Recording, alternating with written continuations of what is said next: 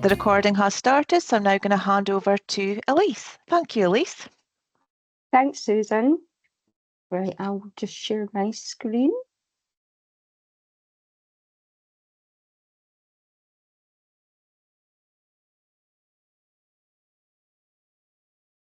Can everybody see my screen, Susan? Yep, that's coming through, Elise. Thank you. Brilliant. Right, I suppose I should introduce myself. My name's Elise Purdy, and I have been working in the GLOW team since the very first day almost, before GLOW was even launched, way back in the dark ages.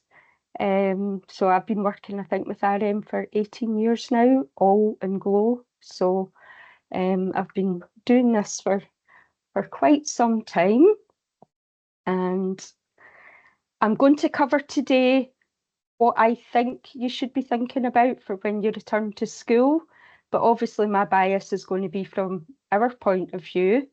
So please, if you've got any questions or if I've got any complete blind spots here that I haven't talked about, feel free to ask us at the end and we can answer questions the best we can. Okie doke, so I will just get started with what you should all be familiar with, which is the dashboard on the management console of a school. I will add as well that we can't really use live data to show you here for GDPR purposes. So this is a test establishment that we've got just for testing out stuff. So none of the accounts or names of accounts on here are real, or they are real people possibly, but they're just us for testing purposes. So you should be familiar with the dashboard, and this is where all your accounts will be living, depending on what role they're in. So we don't use parents, sorry. So non-teaching staff, teaching staff, and students, which you should be fairly familiar with. So the first thing that we have been asked to sort of talk about is the sort of GLOW group side, because that's the one thing that does change over the summer every year. Some of these accounts might have been in the school for years and there hasn't been much movement or activity, but we will get to that later on. But what does absolutely change every year, if you do use them, is the groups that come over from CMIS. So first thing we need to do is to use the navigation bar on the left-hand side here and go down to groups. Now, I can't show you obviously the real live data that's here from CMIS because this is a test school and we're not linked to CMIS, but this is where you would go and look for your year groups, your registration groups, and your teaching classes would all reside here. So we receive 3 types of groups from CMIS, the first being the year groups. Now, these are the ones that can sometimes be problematic, that they're not always in the correct when everybody comes back to school in August. Let me just pull up my notes again.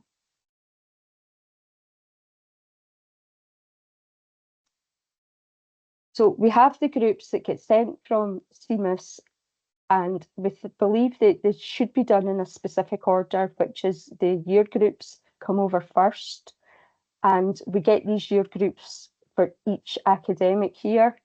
So they will show with an academic year sort of.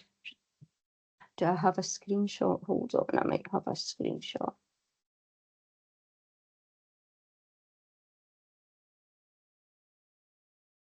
Let me see.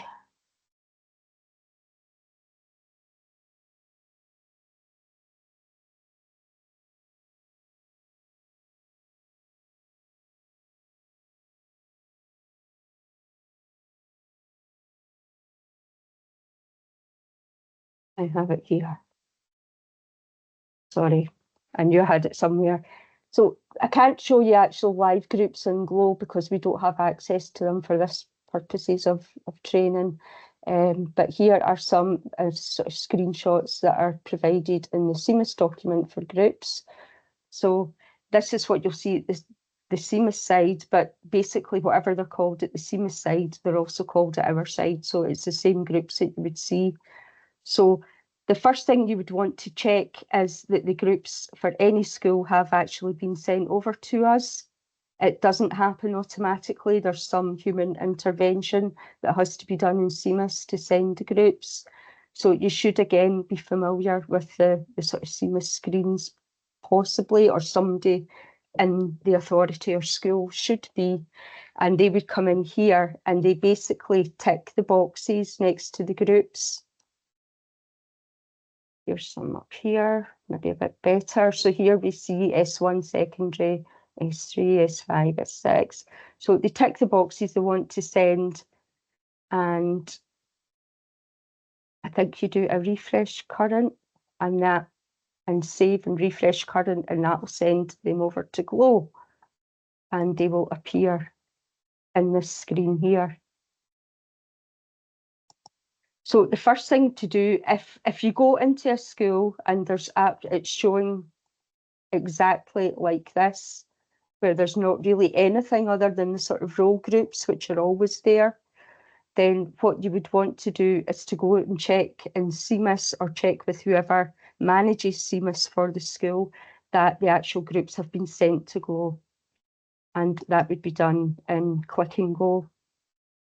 So you basically tick them here and send them over. Then they appear here. The other thing to look for is in CMIS, if they've got an A next to them, that means add to Glow, which means they're ready to go to Glow, but they haven't been sent. And this is what we're describing here. You would go in and tick the box and then save, refresh, and that should send it over. The other thing that can go wrong here is that there's a P. So the groups are showing as sort of pending. They're sort of stuck in limbo in here. And you can see, I think there's an error on the error tab of the Glow data feed that will show you that there's some sort of issue. That usually means that CMIS have sent the groups to us and they're waiting on a response from us to say, yeah, we got the group, thank you very much. And then that would free up this screen for them. So sometimes something can just not be quite right between the two of us. But you probably find that if they're stuck red pending here in CMIS, then there's some sort of intervention that's required by either our side or CMIS's side. So it would either be log it with the RM help desk or the CMIS help desk. Sometimes, depending on who you log it with first, we might contact the other party or ask you to contact the other party, just because sometimes it's not obvious from one end what's wrong. It requires both of us to look at it from both ends to determine what's gone wrong. So just something to be aware of that can go wrong.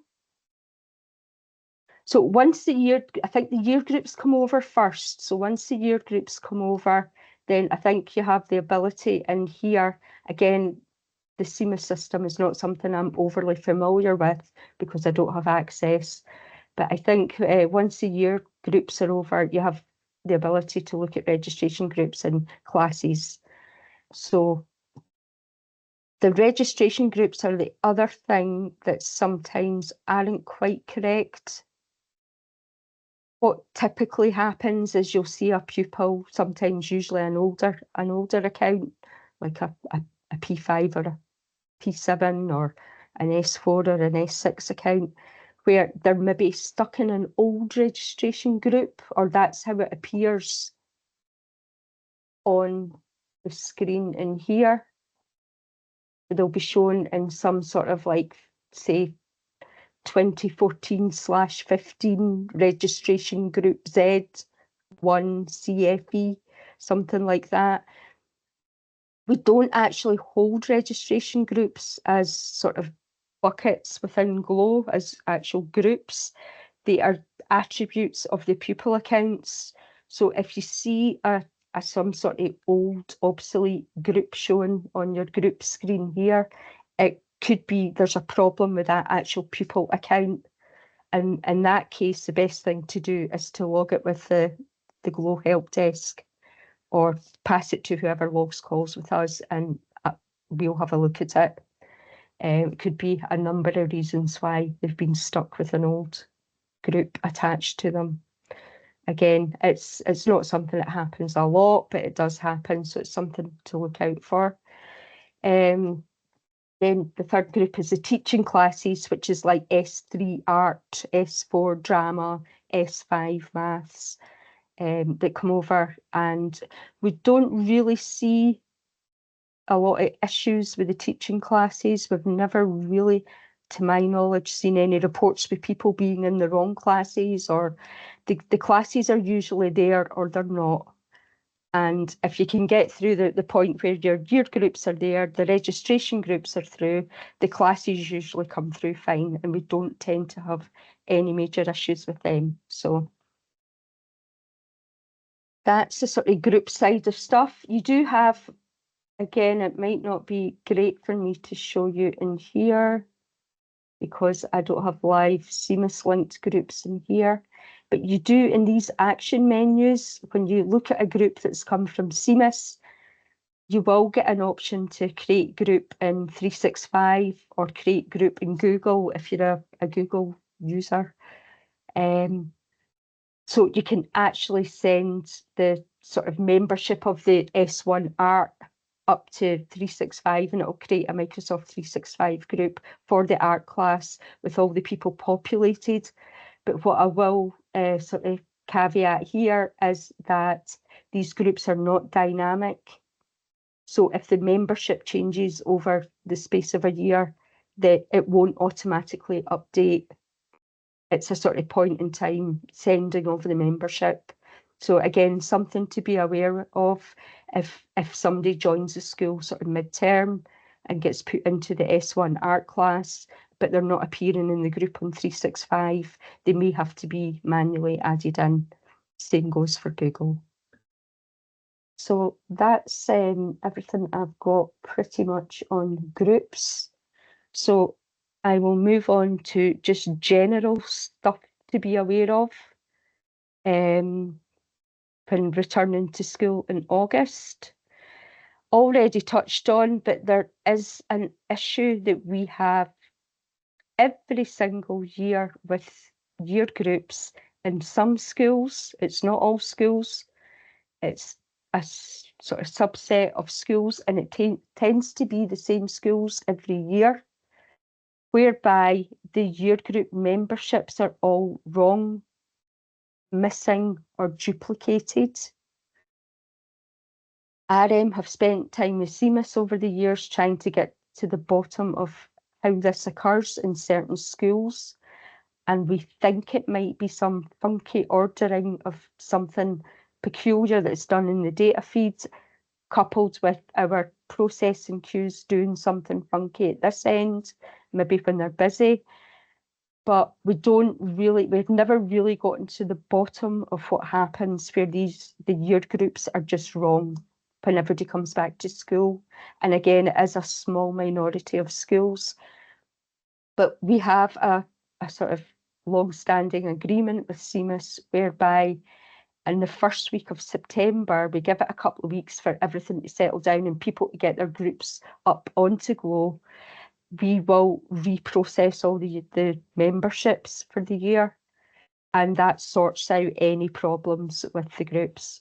It's a piece of work that's planned every year. It happens on the whole first week in September, but I will caveat that if something else is wrong, that could hold that work up, but not likely. So that's a wee bit of work that gets done.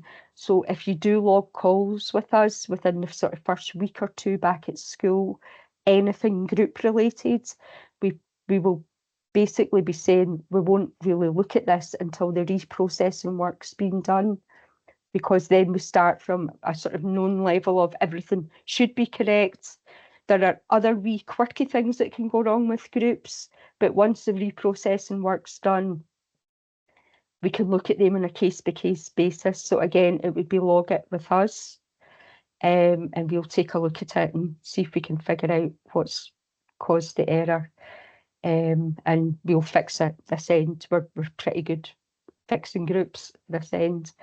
But until the reprocessing work is, we don't have a sort of confident baseline to start looking at group issues from. So we kind of insist that this work's been done before we investigate groups. Elise, are you happy to take questions just now, or would you like me to keep them to the end? Whatever suits. Okay, so Peter's asking, when a teacher creates a group, is it just a Microsoft group that is created, or does it create a team also? I'm not sure is the honest answer to that, but I can take a note of that. And I think it creates, I think the problem is the Microsoft groups change and evolve constantly.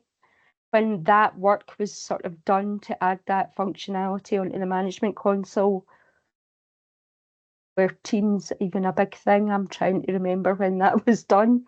I know it creates a what we call a Microsoft 365 group.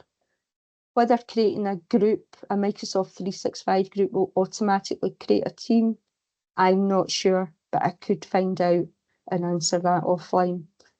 Elise, John Sex has also come in and said it might have been an Outlook group. So, John, I don't know if you've got any experience with creating an Outlook group. Does it create a team at the same time, John? No, they're two separate identities. Sorry, Susan. Right. So, my understanding is it creates an Outlook group because that Is it functionality Outlook? was, well, a group is,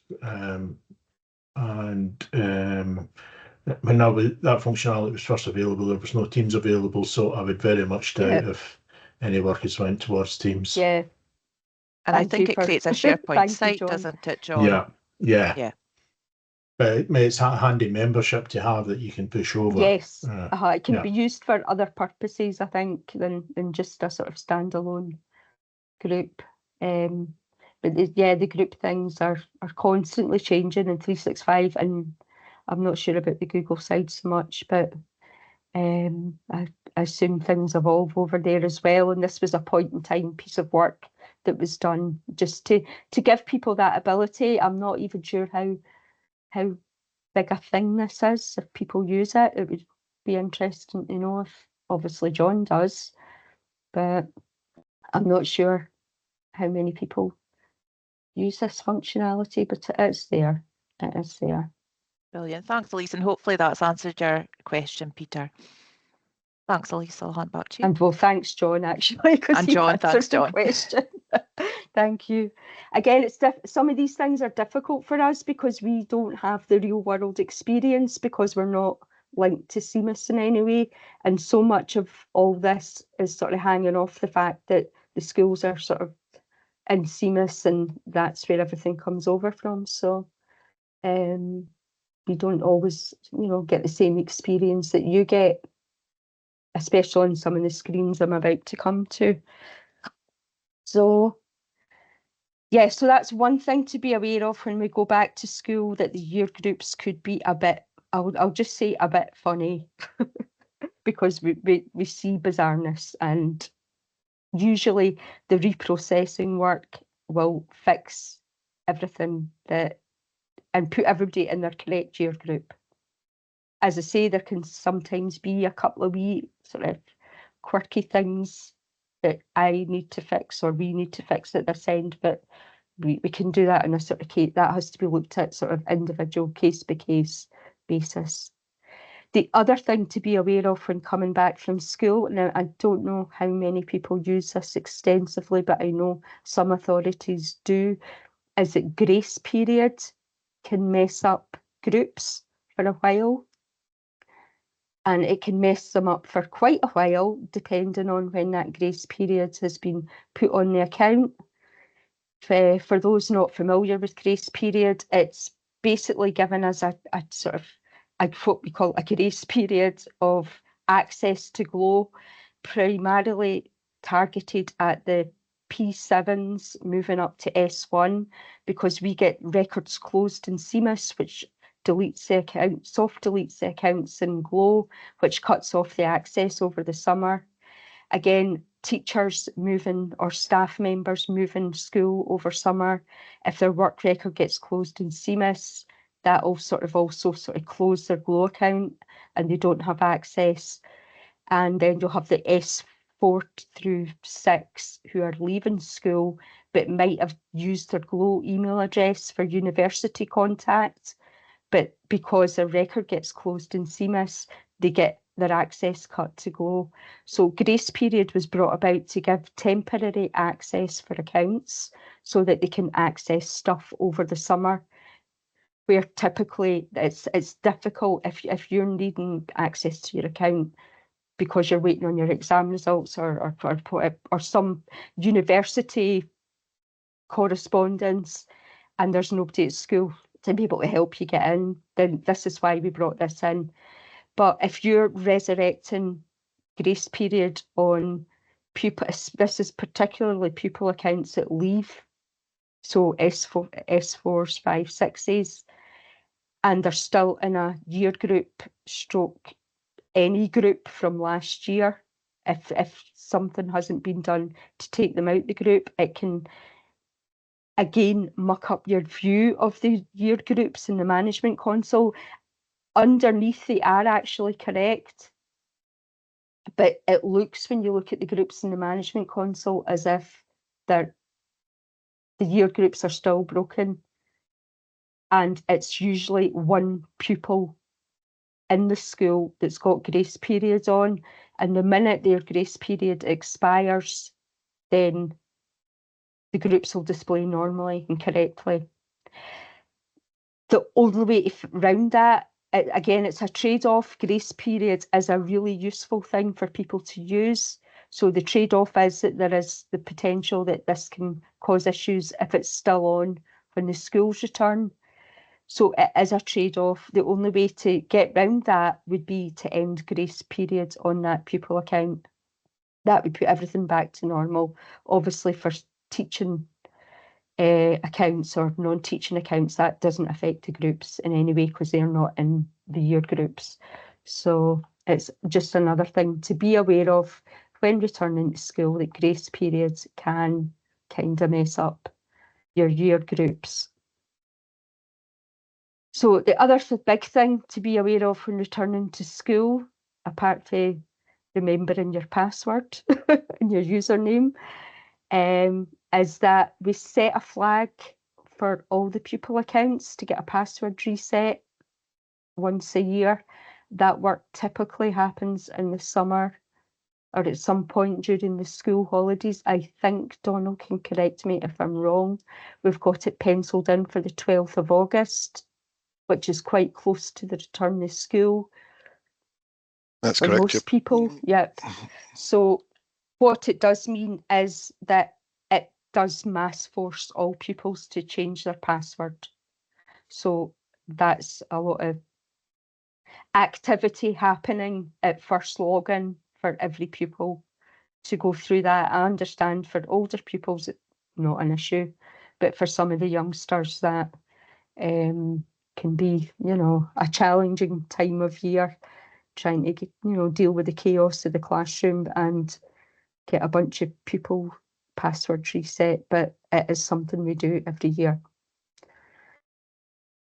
So that brings us on to the other thing that I want to talk about, which is the actual accounts. Let me just go back in here.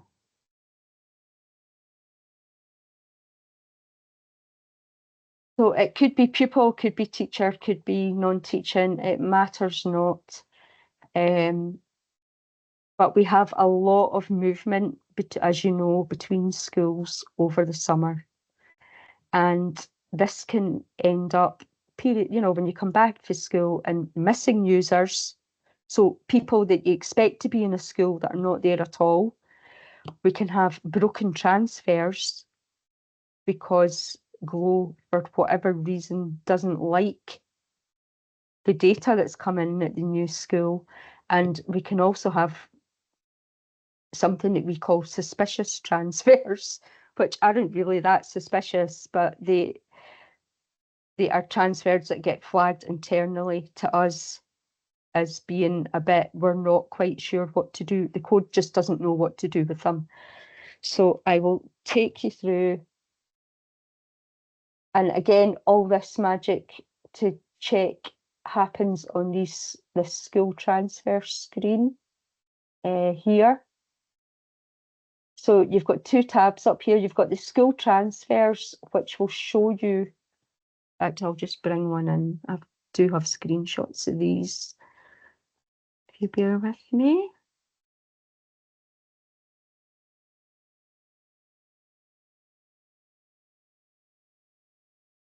I will bring in a screenshot. So I have taken, and John, I've taken one of your schools as the guinea pig. Hope you don't mind. I have taken some screenshots of these actual screens because, again, we're not linked to CMIS, so I can't really show you anything at all on my system. But if you go into the school transfers here, you will see all the accounts that are waiting to transfer in. So there are two types of transfers in Glow. There's automatic transfers and there's manual transfers. So an automatic transfer happens when the record or the work record is closed at the original school, but then another work record or pupil record is created at the new school. We detect that there used to be an account at the old school and it's closed, and we see for the same person a new record coming in at, say, Dean's Community High, and we will literally just create the new account or transfer the old account from the old school into this school automatically without any human intervention. The manual transfers happen when the old record is still actually open at the old school. So you could have an old record at St Mary's and a new record at Dean's Community High School, and this Glow doesn't know whether you should only be at one of those schools or whether you're actually going to be at both, because there are some teachers that obviously move between schools. So we basically put a transfer onto the school transfer screen and give the admin of the school the opportunity to approve the transfer or not. So this is where all your incoming transfers would sit, and there's a button over here where you can tick the box and approve. I think I've just cut that off by mistake. So Elise, can I ask, are these only accounts that are coming from in that local authority? So you wouldn't see accounts coming from another local authority? You would. You would for pupils. Right. So if a pupil moves from Falkirk to West Lothian, which does happen a lot because they're sort of geographically next to each other, you would see it for pupils, but not for staff. Not for staff, because they can't move between. They can't move between authorities because, again, this was back to sort of changes in data GDPR. protection, GDPR. So they basically can only move within schools within. So if you move authority as a non-teaching staff, you would get a new account at the new authority. There's no way to. There's no. Well, there is physically because we used to do it, but when the rules changed, it no longer became a thing. So the reason I'm asking is because Tracy was asking, she's at Aberdeen University, so she's asking about initial teacher education. So teachers that have had student accounts created at the uni, they can't really then transfer over to a local authority. So, and thanks, John, for supporting with that as well. Yep. Thank you. So yeah, you can, but pupils can move because we see that as, you know, part of their whole sort of school career. It's not I think it's all sort of, I'm not an expert on GDPR, but it's to do with whether it sees it as your job or your education career is not a job, but so there is ability for the pupils to move about between authorities. And it would have been nice to have one captured here, but obviously not. There might be on other screens. So this is where all your incoming transferred would sit. So if you go to look for a pupil in the management console and they're not there, they could be sitting just waiting on somebody to approve the transfer here. So just go ahead, and if they should be in the school, obviously, just hit the approve button. That will then transfer everything over to the new school. And that's all done automatically in the background. There are, and again, these are all just the pending, incoming, and you can use the drop-down boxes to sort of flick between. There's deferred, you can defer transfers, so I don't know why people use that, but I am aware that they do. But some days maybe ready to be in the school, but have maybe deferred their start date for a week, so you might want to defer them. I don't know, but you could just leave them alone and not transfer them. I don't know, maybe there is a sort of a real use case for using these deferred, but most people it's just pending. And again, you can actually, because you can end up with loads on these screens at the beginning of the academic year, so you could just like narrow it down to, if you wanted to do all the staff first, any school. I think that's a hangover. Again, there was other options here back in the day, but it is just any school. The other handy place to look is the actual transfer log, because this is where any errors, again, you look for Annie Smith. She should be, she's moved school over the summer. She's now in S2 at Dean's Community High School. Where is she though? I can't find her account in the actual, pupil screen. Or students, sorry, I should say students, I know, sorry, showing my age. In the student screen. So you can come back into school transfers, and if you look at the transfer log, it defaults to 30 days, but I usually whack it to a year. And you can actually look at some errors in here. Again, I've screenshotted some just from various schools, and I've sort of taken away the identifiable data. So these are actual real ones that are sitting in Glow just now where there is a problem. So this is incoming transfers for a school. So this pupil has basically, it's errored, and it's because the SCN number is different at the old school and the new school. This happens a lot, where it's either wrong in the original school or it's wrong in the new school. Regardless of which one is wrong, the way to fix it is to make it the same as the original school. Now again, obviously I can't show you real numbers here. So anything like this where the SCN doesn't match, so it actually tells you here, the matching MIS record in establishment, Steps Primary School, has the same role in internal CMIS ID, which are other bits that we use to determine who's who, but a different, what is it, student candidate number, it stands for SCN. So basically the fix would be to go to CMIS and make their SCN to be what it was in the old school. Even if that was wrong, it just has to match. And then do an update Glow. The account should then disappear off this screen and just match and transfer normally. Then once the account is in the school, go back into CMIS, and if the original SCN was the one that was wrong, you've just made it wrong at the new school, then you can go in and change it, update Glow again, and that'll fix the SCN number for the pupil. But it's already transferred, so everything will just work fine. And going forward, if that pupil moves again, as long as people don't typo the number, it should be fine. And the exact same goes for GTC number staff. So here's another one that is sitting in an actual school just now. So this is a teacher in Aberdeenshire. That's the GTC number is different. And that's the word to keep in mind, is it's different.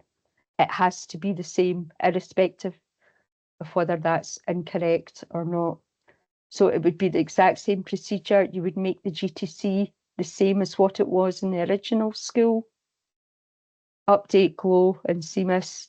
Once the pupil or the teacher's transferred over, then you can change it in CMIS, update GLOW, done. That fixes that. And the other one that we see a lot at the beginning of the year, and this is a biggie,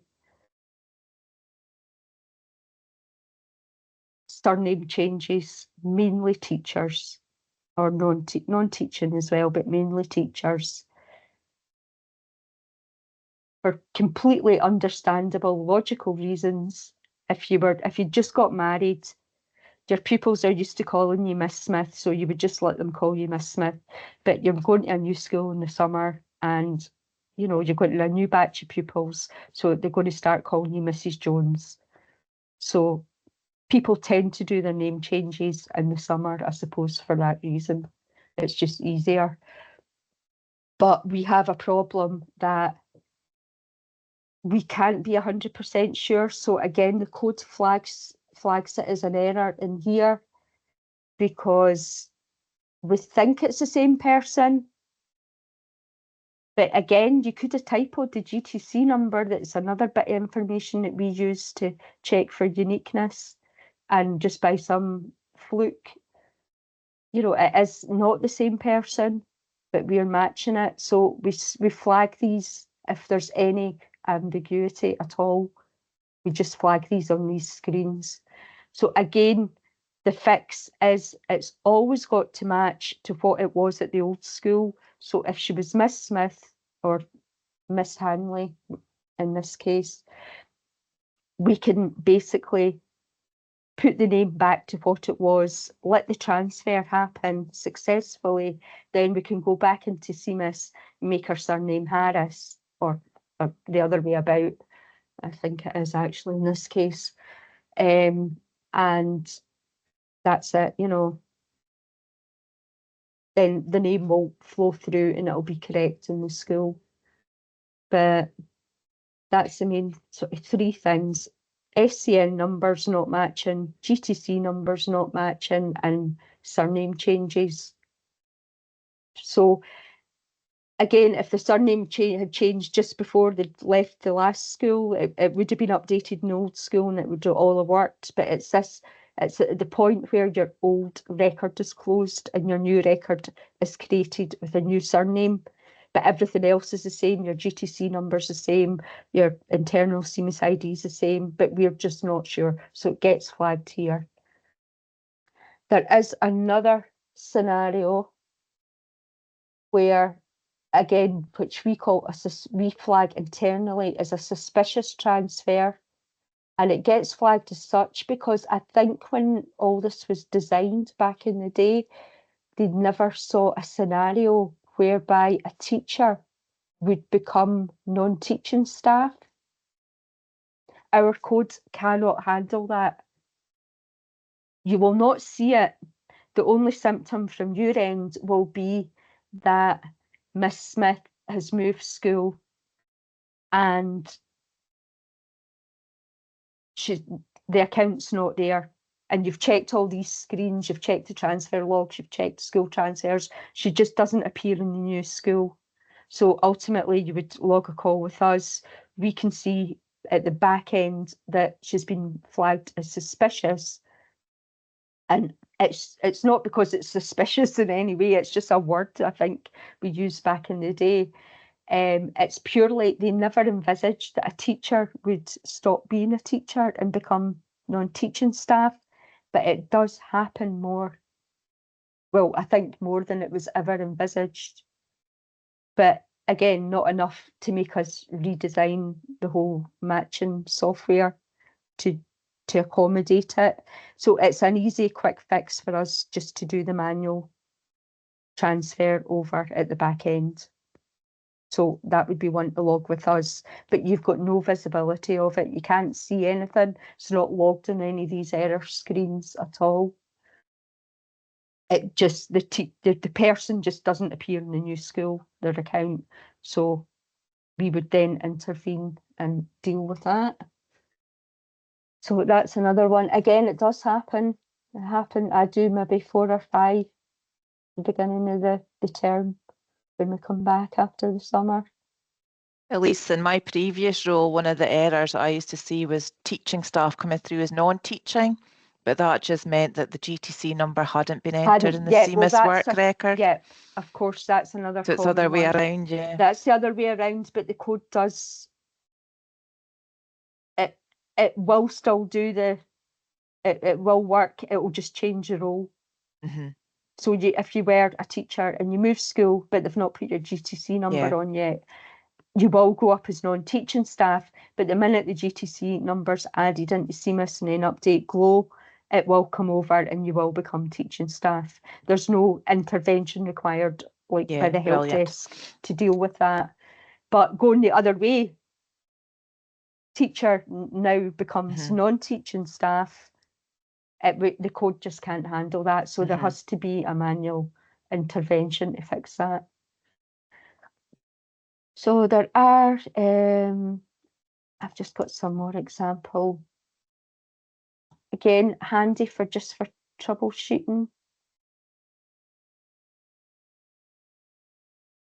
These transfer logs, if you just sort of scoot through the different types of transfers, again, all useful just for pinning down where somebody is. If they're not where you expect them to be, then these screens can sometimes help. They'll tell you that, yeah, you know, this is who's moved and when, and so quite useful. Again, I don't have live data to go over. So that's really everything that I had that I could think of from what we see as being issues for you at the beginning of the year. Obviously, I'm bound to have some absolute black hole blind spots of things I've not thought about. So please fire any questions and we'll see what we can do to answer them.